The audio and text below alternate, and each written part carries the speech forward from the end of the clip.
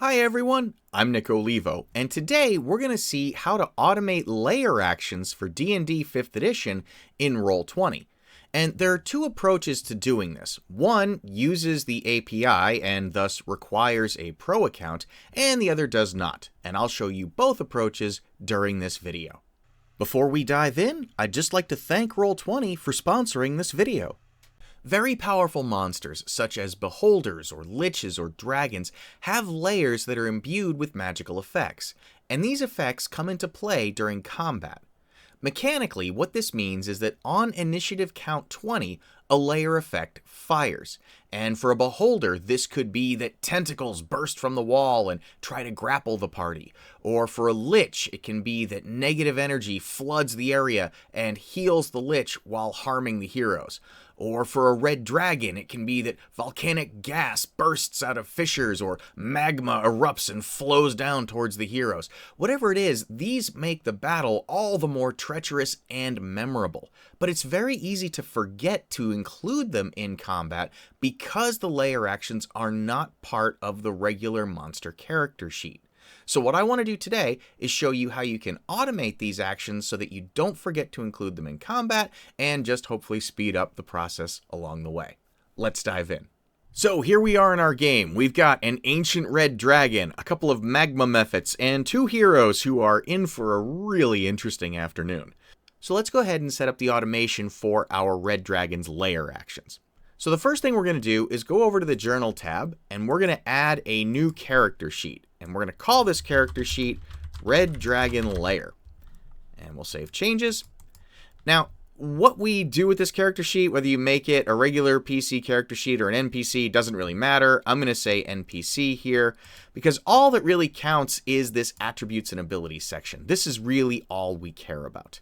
So I'm going to take this and scoot it over here to the side for the moment. And then I'm going to go to the red dragon here. I'm going to open up its character sheet by alt double clicking on it. And while the layer actions themselves are not listed in the red dragon's legendary actions or what have you, they are listed here on the bio tab. So if we roll down a little bit, we can see that our red dragon has the following layer actions. We've got magma, tremors, and volcanic gases. And what we're going to do is turn each of these into an ability macro that we can just click a button and it will display the effect of the layer action in chat. Additionally, we also want to make sure that we can roll initiative for our layer actions so that we don't lose track of them during combat. So that'll be the first thing that we set up is the initiative.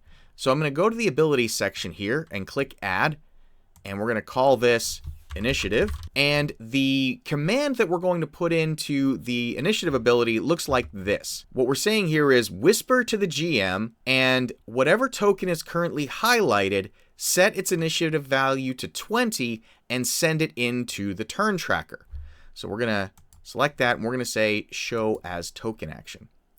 Now, you may be thinking, well, Nick, we don't have a token for our Red Dragon Lair. All we have is a character sheet.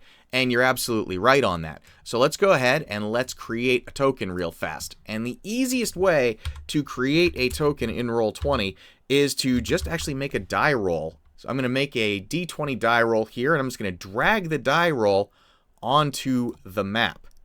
And there we go. And I'm going to double click on this, and we're going to say that this represents character Red Dragon Lair. We'll save settings. I'm also going to choose side on the multi-sided token here and set it to 20, just because I know that this is going to occur on initiative count 20, and it just looks cleaner to me to have that number 20 there. It's another visual reminder for me. So now let's test this out. We can see that when we select the token, it shows up here with the initiative button as our token action. And let's open up the turn tracker window. So with that highlighted, we're going to click the initiative button, and there we go. Red Dragon Lair has been added at initiative count 20. Awesome. I'm going to go ahead and clear this out of the turn order window, and I'm going to move this to the GM layer. I don't want this token hanging out on my battlefield for my players to see. I'm going to tuck it away on the GM layer, but keep it close enough to the dragon so that I remember to roll initiative for it. And you can still roll initiative for it while it's on the GM layer. You see I've got it on the GM layer right now. I've got it highlighted, I click initiative, and it's just that it shows up a little fainter in the turn order window, indicating that this token is on the GM layer, but it's still there in the turn order window, so I won't miss it when its turn comes around. So now we've got our turn order all set. Let's get these other effects in here. So I'm going to create a new ability, one for each of the layer actions. So we'll have Magma, and I've just pasted in the Magma description, and then I'll repeat that for the other items. I'm going to make each of these token actions as well. So now I can just click on the token here, and I can display any one of these. So if I want to display the Magma effect, we do that. There's the text for Magma, there's the text for Tremors, there's the text for volcanic gases. Okay, so we've got the layer actions in initiative order so we don't forget to use them, and we've got quick action buttons that we can use to display the information about the layer effect in chat. And that's great. But let's be honest, that text looks pretty bad. So let's pretty that up. I'm going to show you how to use a template to polish this and make it look really good. Let's see how to do that. So we can close down the Red Dragon character sheet for right now, and I'm going to swing over my trusty notepad window here. And I've just copy and pasted the text for the Magma effect here into the notepad window. And so now what I'm going to do is create a new line up here, and I'm going to paste in some new stuff. Let's go ahead and do that. Here we go. So what I've just pasted in says that we're going to format whatever role we're making with a template called traits. This is an NPC template in Roll20. The name of that template will be Magma. The source will say Red Dragon Lair, and the description is just going to be the text of the layer effect. And then we're going to close this out with two more curly braces to match the description tag right here. So now if I take this code and I just copy and paste it into chat, you see now it gives us this nicely formatted little card with the word Magma, so that's our name, the Red Dragon Lair, that's our source, and then the description. Okay, this is really good, but you notice now we've still got this taking 21, 66 fire damage. I want Roll20 to automatically roll that for me rather than have it be either a fixed value or the 66 number. So what we're going to do is change this here so that it includes two sets of square braces and then 66.